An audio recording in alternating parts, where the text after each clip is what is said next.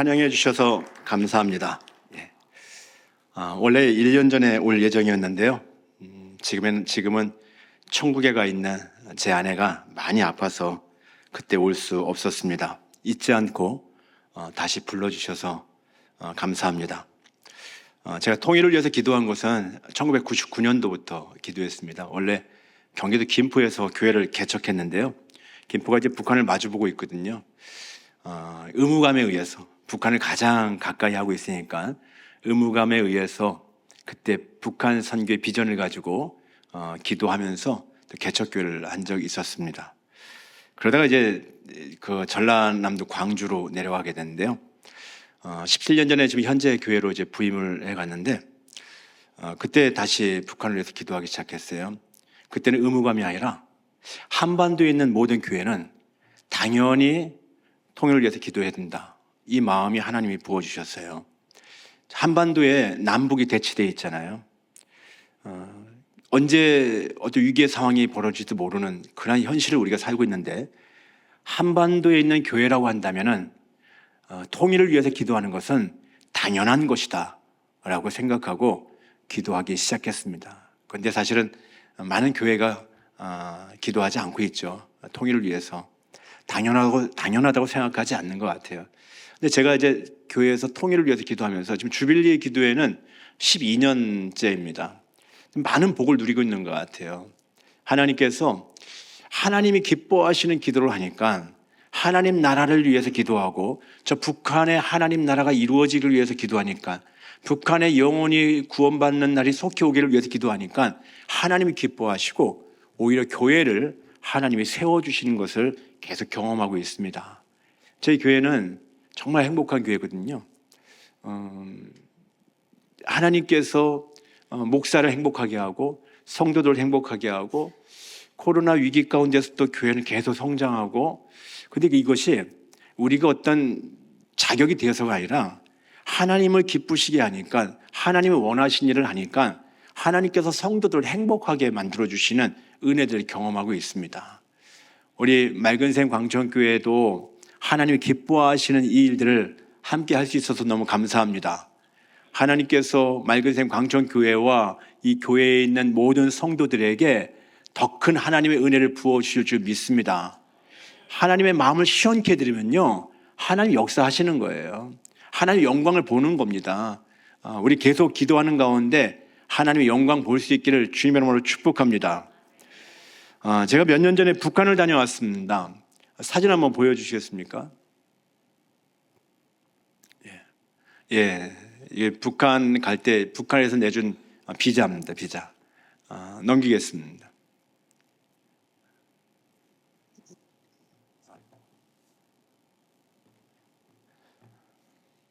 예, 북한인데요. 그냥 달려가면은 몇 시간 걸리지 않는 곳인데 베이징으로 해갖고 중국 베이징으로 해갖고 빙 돌아갔습니다. 상당히 오래 걸리더라고요. 왜 남의 나라 통해서 가지? 우리 같은 한반도인데 라는 생각을 하면서 다녀왔습니다. 북한의 평양의 순안공항이에요. 순안공항에서 내려서 이제 평양으로 들어가면서 이제 거리에 사진을 좀 찍었습니다. 근데 사진을 한참 찍고 있는데 보위부에서 나온 지도원이 선생 동무 그 사진 지우시라고요 이렇게 얘기를 하더라고요.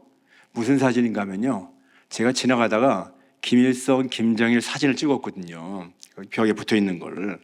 그랬더니 얼른 와서 얼굴에 인상을 쓰면서 그 사진 지우시라요. 왜 지우라고 하냐면요, 태양상을 찍을 때는 잘 찍어야 된다는 거예요. 사진을 지금 버스를 타고 달려가다 찍었으니까요, 좀 삐뚤게 나온다든가 아니면 좀 잘린 상태로 나온다든가 하면 안 된다는 거예요. 똑바로 바르게 잘 찍어야 된다는 거예요. 그러니까 그 사진 지워야 된다는 거예요. 그때 느꼈습니다. 야, 김일성, 김정일이 여기 우상이었구나라는 생각을 했습니다. 여기 노동신문 건물이고요. 여기 이제 대동강입니다. 처음에 토마스 선교사님이 들어와서 순교한 곳이죠. 대동강변에 아침마다 제가 5박 6일을 있었는데요. 매일 아침마다 이게 대동강변에 제가 산책을 나왔습니다. 저기 보이는 것이 주체 사상탑이에요. 주체 사상탑. 그리고 이쪽 건너편에 김일성 광장이 있습니다. 김일성 광장하고 주체 사상탑이 대동강을 사이로 해서 마주보고 있어요. 여기서 열병식이 벌어지지 않습니까? 저는 이곳에서 기도했어요. 하나님, 주체 사상탑에 십자가 탑이 세워지고 이 김일성 광장에서 열병식이 아니라 찬양 집회가 일어나게 하여 주십시오. 여기 맑은샘 광천교회에서 목요일마다 찬양 집회 있잖아요. 이곳에 가갖고 김일성 광장에서 대규모 찬양 집회가 일어나면 좋을 것 같습니다. 그날이 속히 오기를 기도하고 있는데 언제 올지는 잘 모르겠습니다. 평양 거리, 제가 아침에 새벽에 걸으면서 찍었던 평양 거리입니다. 이것이 평양 거리였고요. 아까 우리 찬양 인도하신 분이 민중산 얘기했잖아요. 제가 평양에서 원산을 가는데요. 제가 그때 그 동쪽으로는 원산시를 갔다 오고 서쪽으로는 남포시와 온천군을 갔다 오고 남쪽으로는 개성군과 이제 판문각을 갔다 왔어요. 근데 원산시를 가면서 찍은 사진이거든요. 민중산입니다. 민중산. 다 민중산입니다. 저 뒤에 다 민중산이잖아요. 그리고 이제 요게 영생탑인데 하얀색 영생탑인데 저기 뭐라고 쓰여 있는가 하면요. 위대한 김일성 동지와 김정일 동지는 영원히 우리와 함께 계시다. 이렇게 쓰여져 있습니다. 어디서 많이 들어본 얘기 아닙니까? 우리와 영원히 함께 계신 분이 누굽니까? 우리 하나님이시잖아요. 임마누엘 주님이시잖아요. 그런데 영생탑이 북한 전역의 모든 마을마다 영생탑이 세워져 있어요. 전역에 한 4천여 개가 세워져 있다고 얘기하더라고요. 김일성 동지와 김정일 동지는 영원히 우리와 함께 계시다라고 다 쓰여져 있는 거예요. 여기가 원산입니다. 원산 시내를 제가 이제 찍었는데요. 이런 구호들이 참 많이 쓰여져 있습니다. 제가 그 심은 나무입니다. 민중산이니까요. 민중산에 나무 한 그루를 더 심어야 되잖아요. 그래서 제가 이 나무 한 그루를 심고 왔는데 지금 얼마나 자랐는지 잘 모르겠습니다. 여기는 그 평양의 봉소교회입니다. 항상 이렇게 예배드리지는 않는 것 같아요. 보여주고 싶을 때만 준비된 예배를 하는 거예요. 보여주고 싶을 때. 매주 모이지는 않는다고 얘기해요. 여기 개성거리입니다. 개성거리. 개성거리를 제가 몇 장 찍어왔습니다. 돌아오면서 상공에서 북한을 찍은 사진입니다. 우리 조국 땅이잖아요. 우리 조국 땅인데 우리가 마음대로 가지 못하는 안타까움이 있습니다. 속히 북한의 문이 열리고 그곳에 가서 하나님을 예배하고 하나님을 마음껏 찬양하는 그날이 오면 좋겠습니다. 여러분들이 더 많이 기도하시기 바랍니다. 과거에 선교사님들이 먼저 들어온 땅이잖아요. 저기서 피 흘려 순교한 땅이고요. 또 1903년도에 원산 부흥운동이 일어났고 1907년도에 평양 대부흥운동이 일어났던 곳입니다. 그 축복의 땅이 지금 황폐한 땅이 돼버렸습니다. 그곳은 하나님이 영광 받으신 땅이 아니라 온통 사람이 숭배받는 땅이 되었습니다. 그 땅의 백성들은 지금도 억압과 굶주림 가운데, 제가 가보니까요, 평양과 평양 밖은 너무나 달라요. 평양은 아무나 들어갈 수도 없는 곳이고요. 우리가 보통 보는 곳은 평양이잖아요. 평양은 보여주고 싶어요. 평양에서는 사진 마음껏 찍게 해요. 근데 평양 밖에서는요, 사진 잘 못 찍게 하더라고요. 막 감시하고요, 또 제재하고요. 왜? 보여주기 싫은 거예요. 우리가 평양을 보고 북한이다라고 얘기하면 안 되고요. 북한 전역을 같이 볼 수 있어야 될 것 같아요. 수많은 사람들이 지금 여전히 억압과 굶주림 가운데 있다라는 겁니다. 어떻게 하면 좋겠습니까? 그 땅이 빨리 회복되기를 기도해야 됩니다. 그래서 여러분들 참 잘 오신 거예요. 여러분들 지금 기도하러 오셨잖아요. 여러분들 기도를 통하여서 주님이 일하고 계실 것입니다. 그런데 3년 기도하고 저희 12년째 기도하는데 오랜 세월을 기도했는데 그런데 여전히 상황은 더 나빠지고 있는 것 같습니다. 아예 남북의 교류가 끊긴 상황 아닙니까? 김정은 위원장은 남북을 동족이 아닌 적대적 두 국가라고 선언을 했습니다. 언제든 전쟁이 일어날 수 있다라고 하는 위기 상황의 한반도다라는 거예요. 북한은 이제 김일성, 김정일만이 아니라 김정은까지 우상화하고 있습니다. 김정은 초상화까지 내걸었고요. 북한은 제가 갔을 때만 해도요, 김일성, 김정일 사진만 있었어요. 건물마다. 그래서 지금은 김정은 초상화까지 걸어놓고 있고 김정은 배지를 달고 다니기 시작했다고 얘기해요. 그런 상황들 생각하면은 야, 우리가 기도하는데 기도해도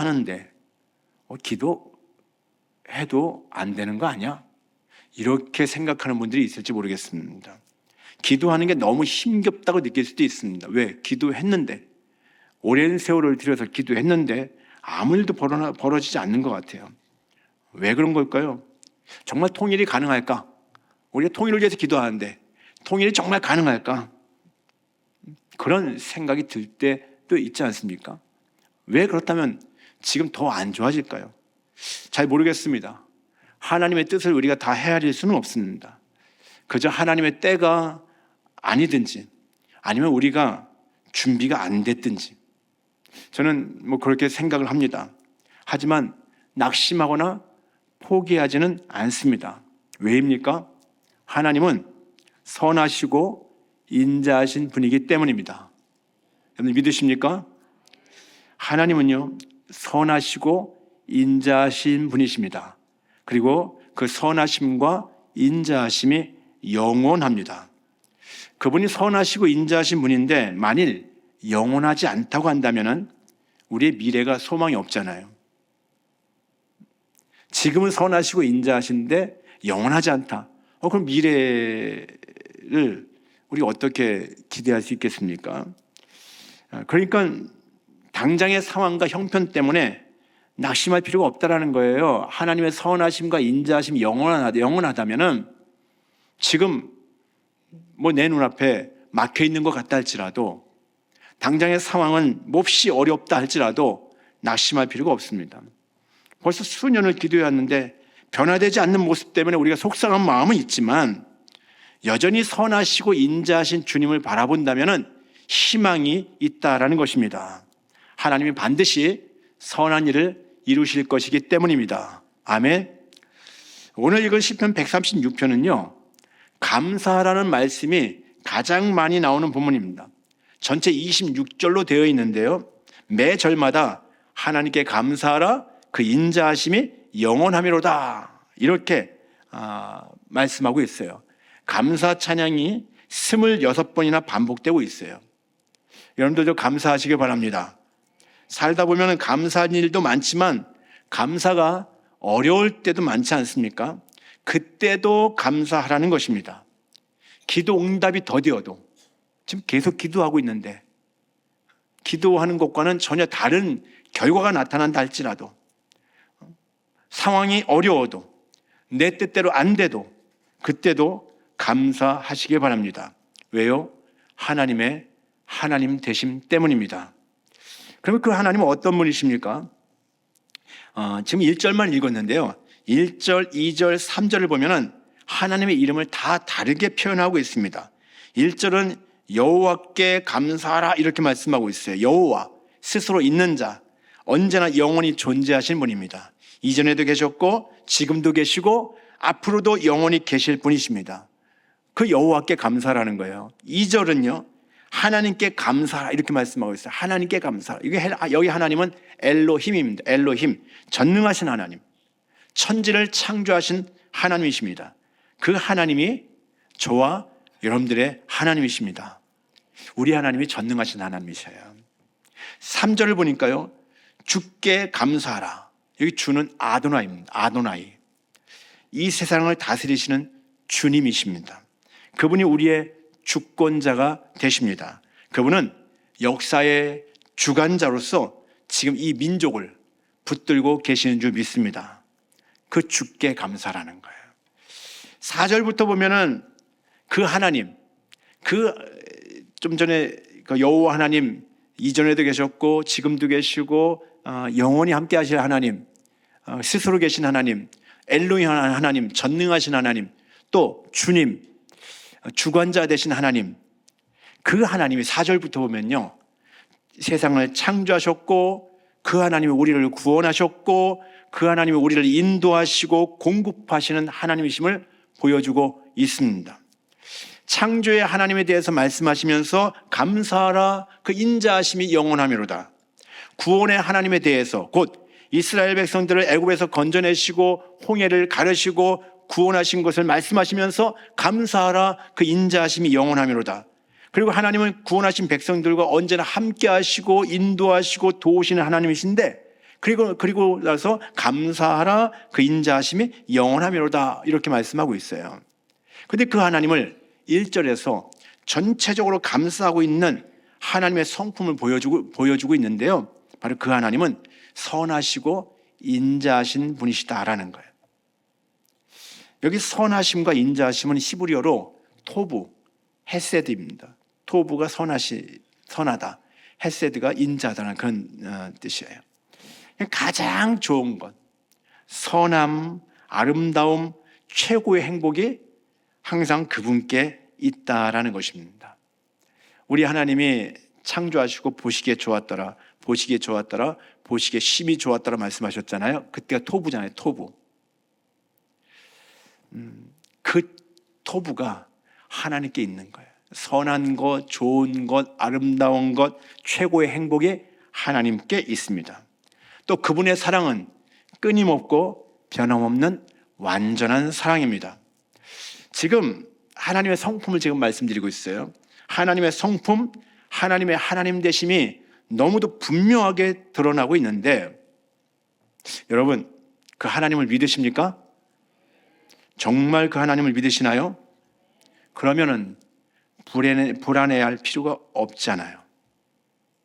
당장 뭐가 안 되는 것 같아도, 사업에 문제가 생긴 것 같아도, 건강에 이상이 생겨도, 내일 어찌 될지 몰라도 괜찮습니다. 왜요? 그 하나님을 믿기 때문에 그렇습니다. 하나님 보통 분이 아니셔요. 하나님 보통 분이 아니십니다. 그분은 창조의 하나님이시고요, 구원의 하나님이시고요, 지금도 우리와 함께 하시면서 도우시고 인도하시는 하나님이십니다. 그리고 그 하나님이 선하시고 인자하심이 영원한 분이라고, 영원하신 분이라고 하나님의 성품을 보여주고 있습니다. 그 하나님을 정말 믿는다면, 그 하나님을 정말 믿는다고 한다면 어떤 상황에서도 우리는 그 하나님을 기대할 수 있습니다. 어떤 상황 때문에 낙심할 필요 없다는 것입니다. 우리는 하나님을 믿는다고 하면서도 그 믿음을 쓰지 못할 때가 참 많습니다. 왜 걱정하십니까? 그 믿음을 쓰지 못하는 거예요. 염려거리는 많은데 그것 때문에 염려하십니까? 믿음을 쓰지 못하는 거예요. 불평하고 있습니까? 믿음을 쓰지 못하는 거예요. 우리가 하나님을 믿지 못하니까 걱정하고 염려하고 불평하면서 그렇게 사는 거예요. 걱정할 때는, 낙심할 때는요, 하나님의 선하심과 인자하심에 대해서 별로 생각하지 않고 사는 것이죠. 여러분, 우리가 하나님을 모르든지 그 하나님을 제대로 믿지 않는 게, 그게 문제예요. 교회는 열심히 다니는데, 봉사는 열심히 하는데, 그런데 그 하나님을 믿지 못해요. 그래서 내 마음에 안 들면 막 분이 일어나요. 여러분들, 예수님을 믿으십니까? 정말 여러분을 위해서 십자가에 죽으시고 부활하신 예수님을 믿으십니까? 지금도 살아계셔서 우리와 함께 하신 예수님을 믿으십니까? 그런 문제 없잖아요. 그런 문제 없잖아요. 주님이 나를 위해서 십자가에 죽으시고 부활하셔서 지금은 살아계셔서 나와 함께하고 계시는데 뭐가 문제입니까? 제가 2년 전에 총신대학교에 가서 설교를 한 적이 있었습니다. 총장님이 불러주셔서. 그때 설교 제목이 뭐였는가 하면요, 예수님을 믿으십니까? 거기 다 교수님들이고 신학생들이잖아요. 목사님들이에요. 교수님들, 목사님들. 죄송한 마음이 들었어요. 그 설교 제목 정하고 예수님을 믿으십니까? 근데 왜 그런 제목을 제가 정했을까요? 교회를 다니고 있지만 신학을 공부하기도 하지만 정말 예수님을 믿는가 하는 거예요. 교회 다니면서 예수님을 정말 믿지 못하는 분들이 많더라고요. 이분은 믿는다고 얘기해요. 그런데 실제는 안 믿어요. 장로님들 많이 계신데 정말 누구보다도 충성스럽게 교회 섬기고 헌신하신 분들이잖아요. 예수님 믿는다고 얘기하는데 그냥 가만히 보면은 예수님 안 믿는 분들도 있는 것 같아요. 정말 선하심과 인자하심이 영원하신 하나님을 나의 하나님으로 믿는가 하는 겁니다.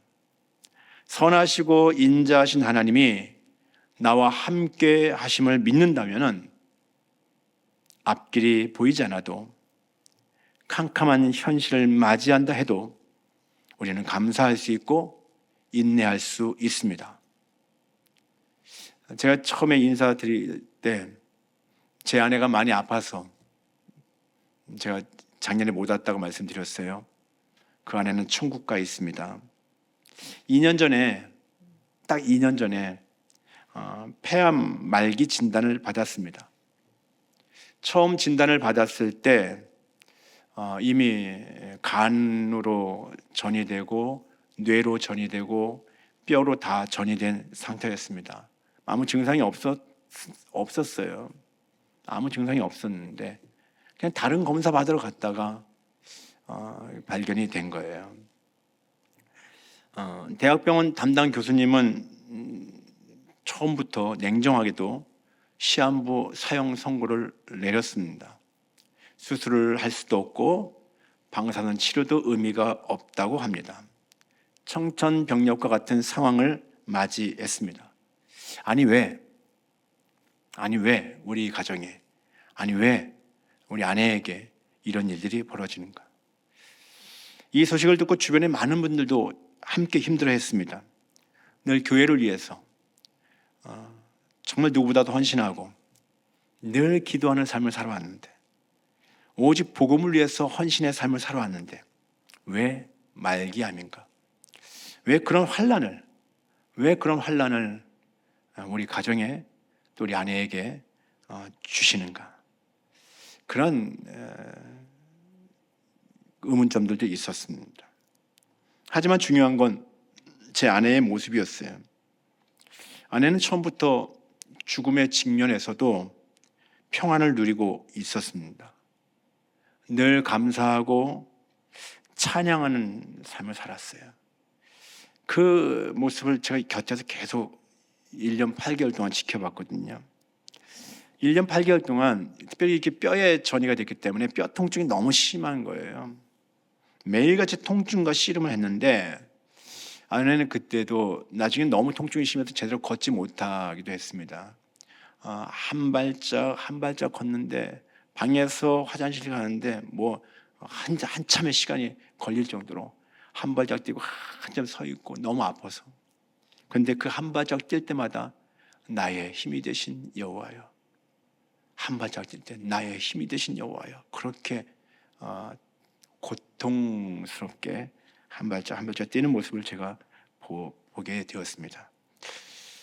그럼에도 불구하고 그 고통 가운데서도 한 번도 불평하거나 원망하는 모습을 못 봤어요.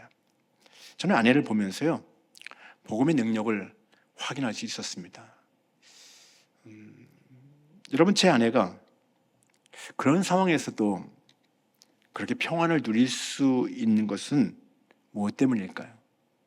하나님을 신뢰했기 때문입니다. 자신을 질병에서 고쳐주실 하나님을 신뢰하는 것이 아니라 자신이 앞으로 어떻게 될지 모르지만 선하시고 인자하신 영원한 하나님, 그분을 신뢰한 것입니다. 어느 날 저에게 얘기해요. 여보, 하나님은 선하시고 인자하신 하나님이신데 다 머리로 알고 있었는데 그런데 그 하나님의 성품이, 하나님의 선하심과 인자심의 성품이 가슴속에 훅 들어와 버렸더라. 그 하나님께 대한 믿음이 있으니까 그 고통 속에서도 감사할 수 있었고 평안이 누려졌던 겁니다.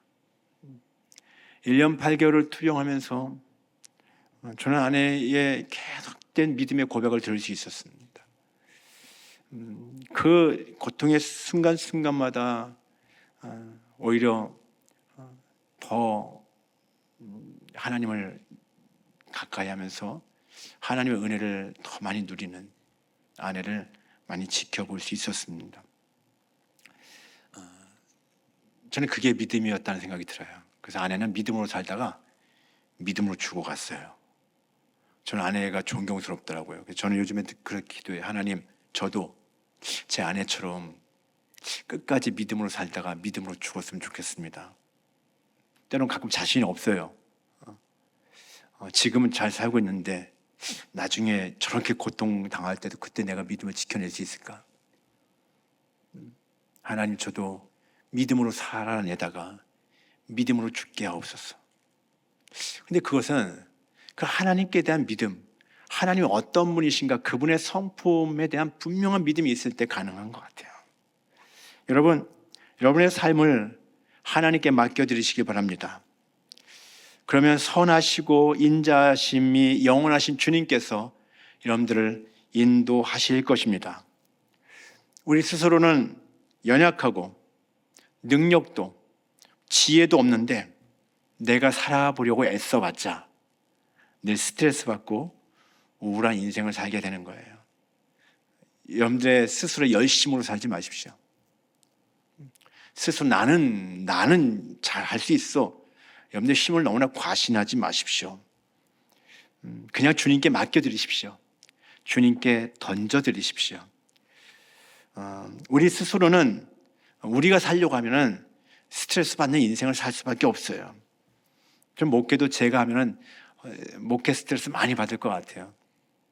제가 하면 안 된다고 저는 알고 있어요.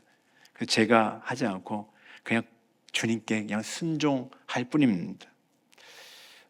주님이 하시면요, 선하신 주님, 인자하신 주님이 이끄는 인생이라면 분명히 다를 거예요. 때로는 설명이 안 되어져요. 주님이 하시는 일이 이해가 안 될 때가 참 많아요. 저 개인의 삶을 봐도, 우리 가정의 일만 봐도 우리 주님이 하시는 게 왜 주님이 그렇게 하셨을까? 제 아내가 한 번도 그 투병하면서 하나님 왜요? 왜 나에게 이렇게 고통을 주시나요? 라고 얘기를 하지 않았기 때문에 저도 제 아내 투병할 때는 그 얘기를 하나님 앞에 못 여쭤봤어요. 근데 아내가 떠난 다음에 제가 물어보죠. 하나님 앞에, 하나님 왜요? 왜 우리 가정에 이런 환난을 주셨나요? 하나님 왜요? 이제 쉬운 7살밖에 안 된 제 아내 왜 이렇게 일찍 데려가셨나요? 아내가 떠난다면 제가 막 여쭙고 있어요. 하나님 앞에. 아내는 그렇게 하나님 앞에 안 하더라고요. 그냥 감사하고 평안하고 막 씨름은 많이 했지만, 때로는 하나님을 살려달라고 기도는 했지만 하나님 앞에 따지고 막 이렇게 하지 않더라고요. 그러니까 저도 같이 못 하겠는 거예요. 그래서 이해가 안 되어져요. 설명이 안 되는 게 더 많아요, 사실은요. 그러나 그때 여전히 하나님은 그대로 계시는 거예요. 선하시고 인자하신 하나님으로 그분의 방법으로, 그분의 뜻 가운데서 우리를 인도하실 것이다라는 믿음은 분명히 있습니다. 하나님이요, 그 선하시고 인자하신 하나님이 고난받는 저희 가정을 통해서 하신 일들이 많더라고요. 보니까 제 아내가 그렇게 진단받고 고통당하는 가운데 많은 분들이 작정 기도하기 시작했어요. 많은 분들이 막 그냥 철야 기도하기 시작하고, 또 뭐 100일 작정 기도하고 하신 분들도 있고, 여기저기서 막 전국에서, 아니 전 세계 해외에서도 제 아내를 위해서 작정 기도하는 분들이 너무 많이 생긴 거예요. 그래서 저는 하나님이 저분들 기도를 시키시려고 제 아내를 아프게 하셨는가, 뭐 이렇게 생각될 정도로 정말 많은 분들이 그렇게 작정 기도했습니다. 어떤 분들은 자기 생명을 담보하고 기도하는 거. 하나님, 내 생명 대신 데려가 주십시오. 하나님, 그 사모님 살려주시고 내 생명 대신 데려가 주십시오 라고 하면서 눈물로 기도한 집사님도, 서울의 집사님도 있고요. 또 어떤 전도 목사님도 여자 목사님도 본인 생명 대신 데려가 달라고 뭐 그렇게 기도했다라는 거예요. 또 제 아내가 아프면서 새벽기도 안 하시던 분들이 막 새벽기도 나와서 기도를 하시더라고요. 기도가 회복된 거예요. 새벽기도가 회복된 거예요. 저희 교회가 제 아내가 딱 진단받고 그 다음 달에 2024년 1월 달에 진단을 받았는데 2월 달부터 성도들이 목요일 날 저녁에 모이기 시작했어요. 그러면서 목요 기도회가 탄생이 돼 버렸어요. 자발적으로. 성도들끼리 새로운 찬양팀이 뭐 한 4개 찬양팀이 있거든요. 근데 새로운 찬양팀을 또 만드는 거예요. 또 성도들이 돌아가면서 설교를 하는 거예요. 그러면서 이제 목요일마다 모여서 2시간 또 기도하는 거예요. 지금까지. 제 아내가 이미 천국 갔는데 어제도 저녁에 모여서 기도를 하는 거예요. 그러면서 이 기도를 통한 영적 부흥이 막 일어나기 시작하는 거예요. 수많은 교회들이 중보기도팀에서 기도하기 시작했습니다. 그분들 대부분 살려달라고 많이 기도하는 거죠. 근데 어쨌든 하나님이 제 아내의 이 고통을 통해서 많은 교회를 깨우시고 많은 성도들 일으키시고 수많은 기도가 올려지게 하셨습니다. 그때 바로 제 아내의 그 일을 통해서 예수 믿은 분들이 여러 명 되어요. 전혀 교회에 관심 없던 분들이 예수님을 자신의 구주로 모셔드리고 지금도 믿음 생활 하시는 분들이 있어요. 그리고 어떤 분은 40년 만에 기도 응답되어지고 가정 보호가 이루어진 경우도 있어요. 이게 모두 우연한 일이 아니었다라는 거예요. 하나님, 왜 이렇게 갑자기 저희 가정에 고난을 주셨고 결국 천국에 데려가셨습니까? 라고 하는데 뒤를 돌아보니까 하나님이 하신 일들이 너무 많은 거예요. 이런 일들을 보면서 하나님은 계속 일하고 계시는구나 라는 것을 알았습니다. 선하시고 인자하심이 영원하신 하나님이 그분의 방법대로 그분의 뜻을 이루어가고 계셨습니다. 그러니까 저희 가정을 향한 계획도 있으셨지만 저희 가정을 향한 계획은 뭔지 아직은 명확하진 않아요. 앞으로 어떤 일들을 이루시려고. 그런데 제가 지금 보고 있는 것은 교회와 중보 기도자들을 위한 하나님의 선하신 계획이 있었다라는 거예요. 저희 교회는 그 2년 동안 오히려 더 성장했어요. 그 2년 동안 성도들의 믿음이 더 단단해졌어요. 성도들은 오히려 더 행복해졌어요. 가끔 그래요. 나는 혼자 됐는데 우리 성도는 너무 행복하네. 나는 때는 너무 보고 싶고 너무 힘든데 성도는 너무 행복한 거예요. 제 아내 생각하면 막 같이 슬퍼하죠. 막 같이 아파하죠. 보고 싶어 하고요. 그런데 성도들의 믿음은 더 단단하게 자라다라는 거예요. 수많은 사람들을요 다시 기도하게 하시고 교회가 기도를 깨어나게 하시고 부흥을 경험하게 하셨는데 하나님은 교회를 보고 계셨고 전체 하나님 나라를 보고 계셨다라는 거예요. 저희는 당장에 당한 이 고통의 현실만 볼 때가 있었는데 근데 우리 하나님은 제 아내에게 그 고통 허락하셨으면서 하나님 교회를 보고 계셨고 하나님 나라를 보고 계셨다라는 거예요. 하나님의 선하심과 인자하심으로 하나님 계속 일을 하고 계셨다라는 겁니다. 오늘 시편 136편은 하나님이 하신 일들이 창조하시고 구원하시고 함께 하셔서 도우시고 공급하시는 건데 그 하나님께 감사하라고 하십니다. 그 하나님은 지금도 구원의 일을 하고 계시고 도우시고 은혜를 베푸시고 계십니다.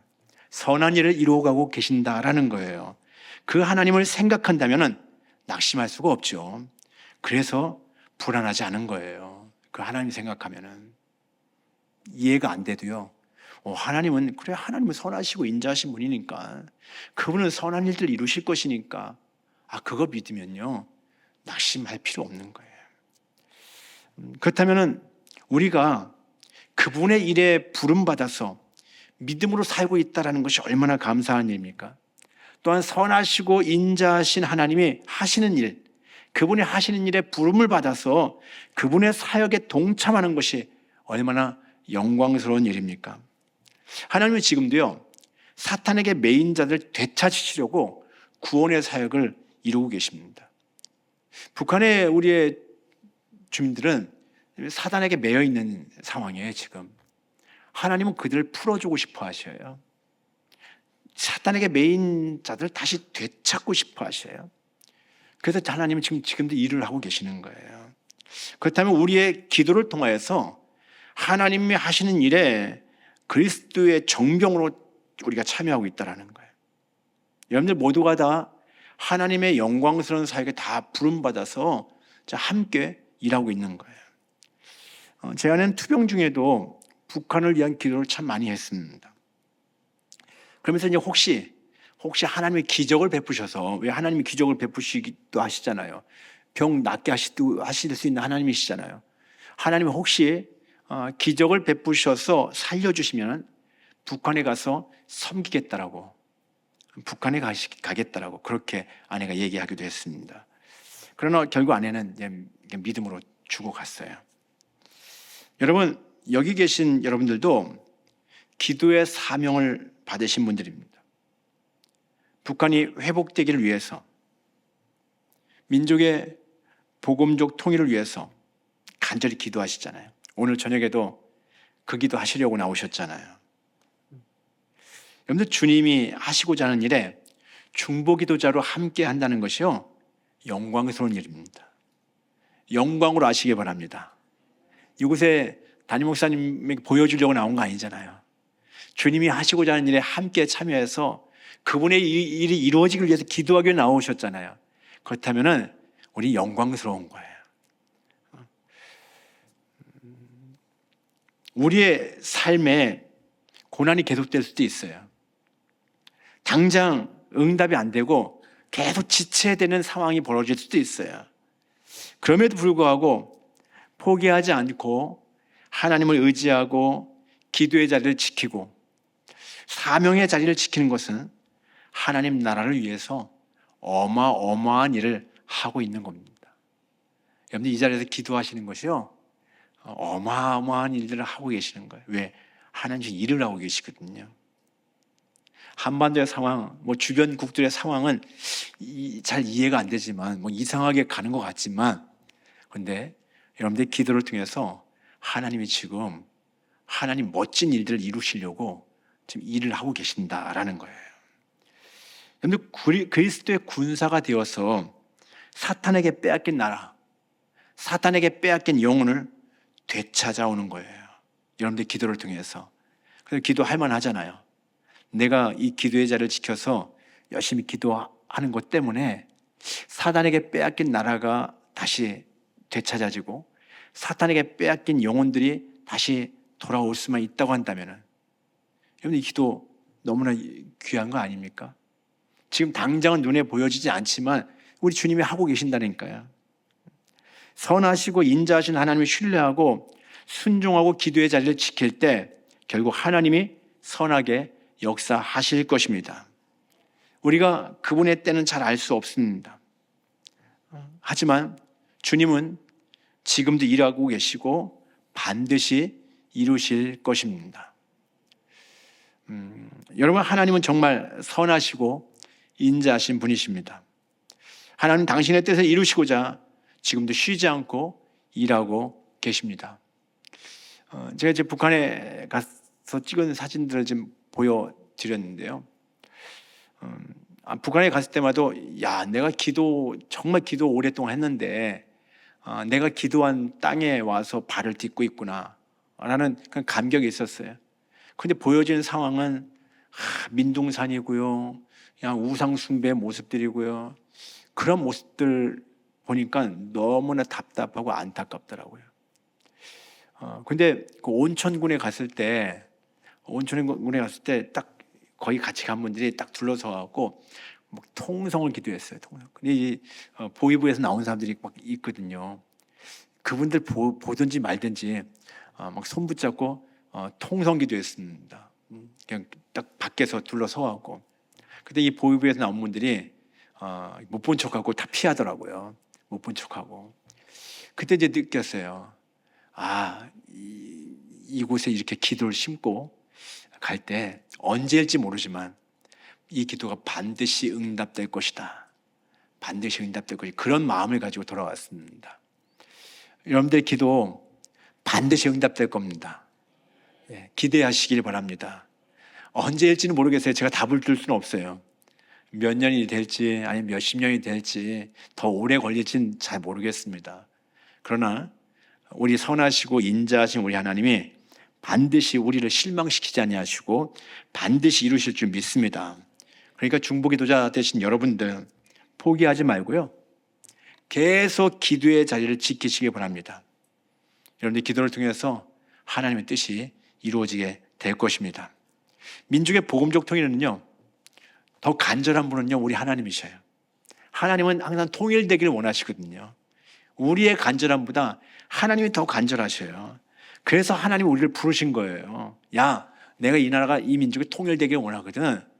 근데 나의 이 간절한 소원, 너희들 그것이 이루어지기 위해서 함께 기도해달라.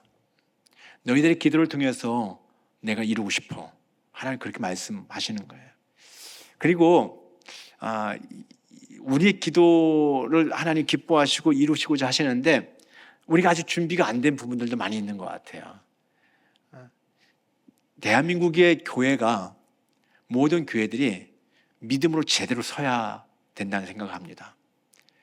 십자가 복음이 우리 안에 실제 되어져서 자기 부인하고 십자가 주님 따라가는 믿음으로 다 세워질 때 북한의 문이 열렸을 때 북한의 주민들을 우리가 품어낼 수 있지 않겠습니까? 근데 자기 부인하지 못하는 신앙이라고 한다면 십자가 주님 따르지 못하는 신앙이라고 한다면 여전히 나 잘 먹고 잘 사는 것이 우리의 목적이 되고 있다고 한다면 북한의 문이 열릴 때 우리가 좀 희생하며 섬길 수 있겠습니까? 북한의 우리의 주민들을 우리가 품어줄 수 있겠습니까? 못해요, 한국교회가요. 그럼 통일되면요, 더 혼란스러워지게 될 것입니다. 북한에서 내려온 분들도 우리가 교회가 품지 못하는 경우가 너무 많이 있어요. 품어줄 수 있어야 돼요. 그런데 어떻게 품어줄 수 있습니까? 그리스도의 사랑으로만 가능한 거예요. 자기 부인하고 십자가 따르는 그 신앙으로만 우리는 품어줄 수 있는 거예요. 한국교회가 믿음으로 서야지만이 통일되어질 때 하나님 우리가 주님의 마음으로 그들을 품어주고 섬겨주고 그리고 이제 그 주님 통일된 코리아를 우리가 경험하게 될 것입니다. 주님이 정말 간절하게 민족의 복음적 통일을 원하시는데 여러분들이 그 주님의 마음을 품고 그 마음을 가지고 저 북한의 영혼들을 위해서 기도하고 그 기도의 자리에 꼭 지켜낼 수 있는 하나님의 사람들 다 될 수 있기를 주님으로 축복합니다. 제가 기억나는 이제 기도가 있었어요. 신방 갔는데요. 신방을 갔는데 그 어린아이가 목사님 우리 집에 햄스터를 위해서 기도해 주세요 그러더라고요. 근데 얘가 무릎을 꿇더니 아주 공손하게 목사님 우리 그 햄스터가 있는데 햄스터 3마리가 있는데 이 햄스터 3마리 위해서 기도해 주세요. 햄스터 이름은요 뚱순이 하면서 막 이렇게 이름을 3개 얘기하는 거예요. 이 어린아이가 나에게 정말 간절하게 기도를 요청하는데 제가 햄스터를 위해서 기도해 본 적이 없었거든요. 강아지 위해서는 기도해 본 적이 있어요. 전화해 갖고 목사님 우리 강아지가 아파요 기도해 주세요. 전화로 그 강아지 위해서 기도해 본 적이 있는데 햄스터를 위해서 기도해 달라니까 제가 좀 당황스럽긴 한데 근데 어린아이의 이 순수함을 보고 제가 기도해 주기 시작했어요. 하나님 우리 아이가 햄스터를 위해서 정말 간절한 마음을 가지고 햄스터를 사랑하는 마음을 가지고 기도를 하는데 하나님 햄스터 건강하게 해주세요. 뚱순이 내가 딱 이름 나가는데 그때 막 너무 그냥 웃음이 터져버려 갖고요. 기도가 안 되는 거예요. 계속 웃느냐고요. 근데 얘도 앉아서 킥킥대고 있더라고요. 킥킥대고. 근데 내가 계속 웃고 있을 수 없잖아요. 꾹 참아갖고 막 힘을 줘갖고 하나님 뚱순이 뚱돌이 하면서 막 기도를 했어요. 저는 이 아이가 햄스터도 사랑하는 마음을 볼 수 있었어요. 그런데 저 북한에 잃어버린 영혼들 더 귀하지 않습니까? 햄스터도 사랑하는데, 강아지도 사랑하는데, 북한에 잃어버린 영혼, 우리 주님은 그 영혼을 더 사랑하신다는 거예요. 주님은 그 영혼들이 더 귀하고 빨리 구원받기를 원하신다는 거예요. 그래서 저 여러분들을 부르셔서 기도하게 하신 줄 믿습니다. 여러분, 기도의 자리에 부름받은 것을 영광스럽게 생각하고 기도하시기 바랍니다. 실망하지 말고 포기하지 말고 선하심과 인자하심이 영원하신 하나님이 반드시 우리의 기도를 들으실 것을 믿고 기대하면서 기도할 수 있는 여러분들 될 수 있기를 주님의 이름으로 축복합니다.